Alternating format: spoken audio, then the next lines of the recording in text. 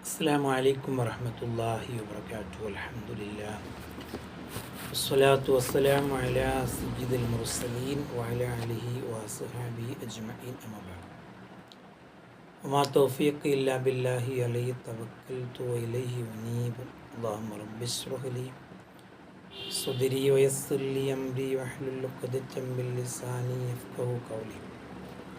الصلاة والسلام عليك يا سيدي يا رسول الله خذ بيدي قلت حيلتي أدركني يا رسول الله يا حبيب الله.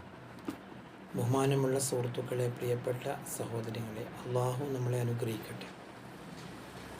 വിശുദ്ധമായ റമളാനിൻ്റെ പുണ്യമാകപ്പെട്ട രാവുകളിൽ വളരെ ഏറെ ശ്രദ്ധേയമായ ഒരു രാവാണ് നമുക്ക് വരാനിരിക്കുന്നത്. 27-ാം രാവ്. അന്നത്തെ ദിവസം നാം ചെയ്യേണ്ടുന്ന ഒരു പ്രധാനപ്പെട്ട കാര്യം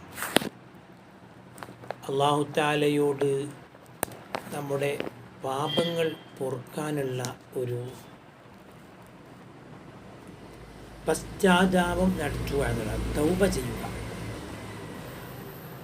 തൗബ എന്ന് പറഞ്ഞത് വളരെ പ്രധാനപ്പെട്ടിട്ടുള്ള ഒരു ഉത്തരവാദിത്തമാണ്.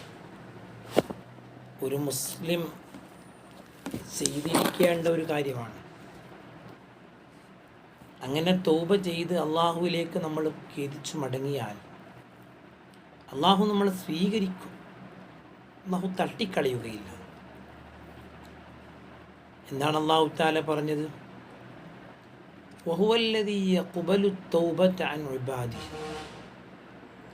അള്ളാഹു അവൻ്റെ അടിമകളുടെ പശ്ചാത്താപത്തെ സ്വീകരിക്കുന്നു.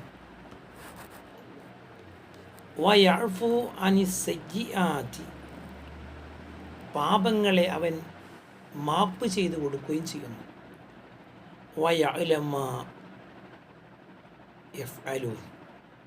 അവർ പ്രവർത്തിക്കുന്നത് എന്താണോ അത് അള്ളാഹു തആല അറിയുന്നുണ്ട്.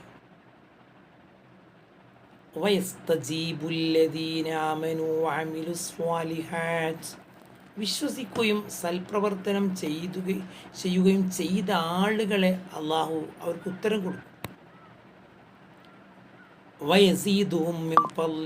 അള്ളാഹുവിൻ്റെ ഔദാര്യത്തിൽ അവർക്ക് വർദ്ധിപ്പിച്ചു കൊടുക്കും.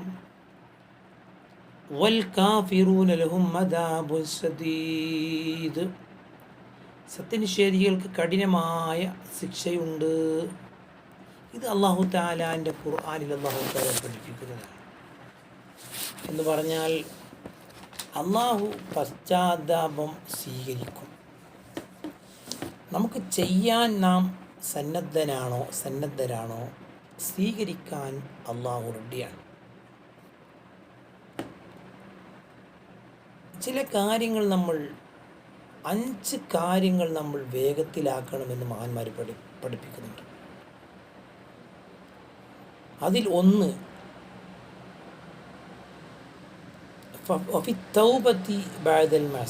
തെറ്റ് ചെയ്തതിന് ശേഷം തൗബ ചെയ്യുക. തെറ്റ് ചെയ്തു എന്നുള്ളത്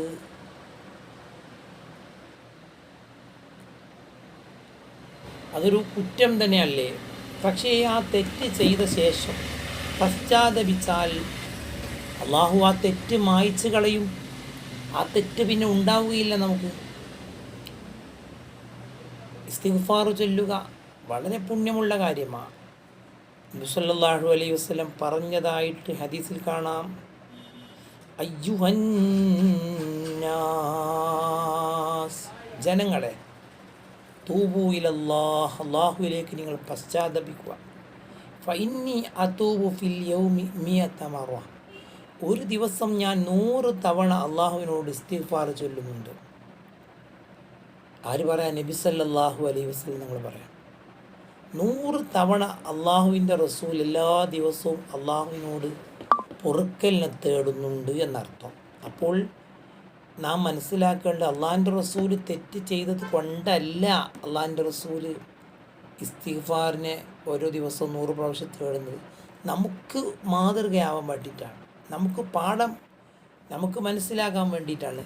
ഒരു തെറ്റും ചെയ്യാത്ത നബി സല്ലല്ലാഹു അലൈഹി വസല്ലമ തങ്ങൾ പോലും ഒരു ദിവസം 100 തവണ അള്ളാഹുവിനോട് പൊറുക്കലിനെ തേടുന്നുവെങ്കിൽ നിരന്തരം തെറ്റുകൾ ചെയ്യാൻ സാധ്യതയുള്ള ഒരു സാഹചര്യത്തിൽ ജീവിക്കുന്ന മനുഷ്യൻ എത്രത്തോളം അള്ളാഹു തആലയോട് ഇസ്തിഗ്ഫാർ ചൊല്ലി അള്ളാഹുവിനോട് അടുപ്പം പ്രാപിക്കണം, അടുപ്പം കരസ്ഥമാക്കണം.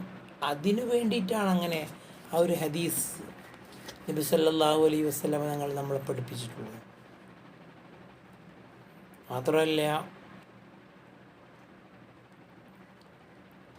അള്ളാഹുവിനോട് പൊറുക്കലിനെ തേടാതിരുന്നാൽ, തെറ്റ് ചെയ്തിട്ട് മനുഷ്യൻ അള്ളാഹുവിനോട് പൊറുക്കലിനെ തേടാതിരുന്നാൽ അതവൻ്റെ ശരീരത്തോട് അവൻ ചെയ്യുന്ന അക്രമമാണ്. മല്ലം യസ്തഗ്ഫിരില്ലാഹ്, അള്ളാഹിനോട് പൊറുക്കലിനെ ചോദിക്കാത്തവൻ ഫീ കുല്ലി യൗമിൻ മിർറത്തൈൻ, ഓരോ ദിവസവും 2 പ്രാവശ്യം അള്ളാഹു തആലയോട് പൊറുക്കലിനെ തേടാത്തവൻ ഫഖദ് ളലമ നഫ്സഹു, അവൻ അവൻ്റെ ശരീരത്തോടാണ് അക്രമം ചെയ്തത് എന്ന് പുണ്യ റസൂലുള്ളാഹി സ്വല്ലല്ലാഹു അലൈഹി വസല്ലം. അപ്പോൾ അള്ളാഹു തആലയോട് നമ്മൾ അപേക്ഷിക്കാൻ തയ്യാറാണോ? അള്ളാഹു സ്വീകരിക്കാൻ തയ്യാറാണ്. അള്ളാഹു തആലക്ക് പ്രാർത്ഥനയും പശ്ചാത്താപമൊക്കെ വലിയ ഇഷ്ടമാണ്. റസൂലുള്ളാഹി പറഞ്ഞല്ലോ, ഇന്നലി കുല്ലി ദാഇ ദവാഉൻ, എല്ലാ രോഗത്തിനും ഒരു മരുന്നുണ്ട്.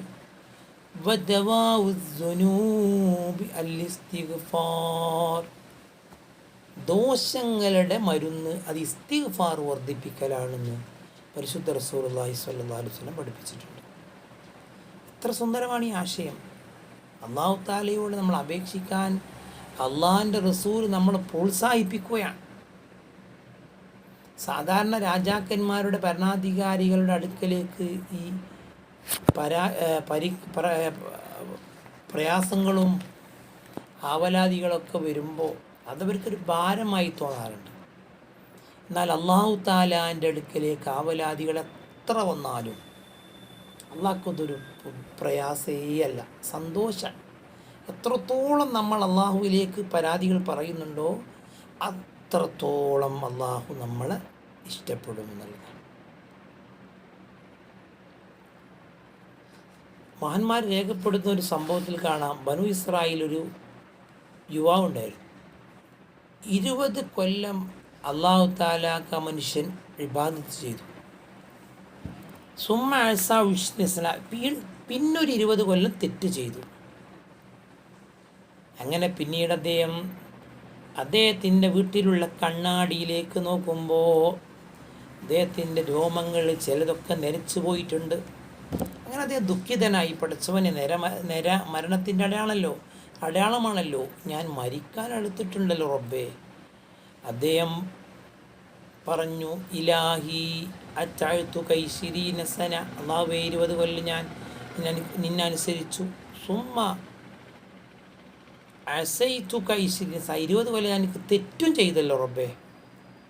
ഫൈൻ റജൈത ഇലൈക, നിന്നിലേക്ക് ഞാൻ ഇനി മടങ്ങി വന്നാൽ നീ എന്നെ സ്വീകരിക്കുമോ റബ്ബേ? അപ്പോൾ ഒരു വിളിയാളം വന്നു, അഹ്ബബതനാ ഫഅഹ്ബബ്നാക, നമ്മൾ ആരിഷ്ടപ്പെട്ടോ അവനെ നമ്മൾ ഇഷ്ടപ്പെടും. വതറക്തന, നമ്മൾ ഒഴിവാക്കിയവൻ ഫതറക്നാക, നമ്മൾ ഒഴിവാക്കും. വഅസൈതന, നമ്മളോടെതിര് ചെയ്തവൻ ഫഅംഹിലാക, ഒരു സാവകാശം അവന് ചെയ്തു കൊടുക്കും. ഫൈൻ റജൈത ഇലൈന, നമ്മളിലേക്ക് പശ്ചാത്തപിച്ച് മടങ്ങി വന്നാലോ ഖബിൽനാക, നാം അവനെ സ്വീകരിക്കും. ഇത്ര സുന്ദരമായ ഒരു സാഹചര്യം അത് അല്ലാഹു തആലാൻ്റെ അടുക്കൽ മാത്രമേ ഉള്ളൂ. വേറെ ഏതൊരു സൃഷ്ടിയുടെ അടുക്കൽ എന്നൊക്കെ നമ്മൾ ചെന്നാലും നമുക്കൊക്കെ നിരാശ വരും, അവർക്കൊരു മടുപ്പ് വരും. എന്നാൽ അല്ലാഹു തആലയോട് എത്ര പശ്ചാത്തപിച്ചാലും അത് അള്ളാഹ്ക്കൊരു പ്രയാസമല്ല. മരണം വന്നിട്ട് തൗബ സ്വീകരിക്കില്ല, അന്ത്യനാൾ വന്നാലും തൗബ സ്വീകരിക്കില്ല. അള്ളാഹു സ്വീകരിക്കട്ടെ, അള്ളാഹു തൗബ ചെയ്യാനുള്ള അവസരം നൽകട്ടെ.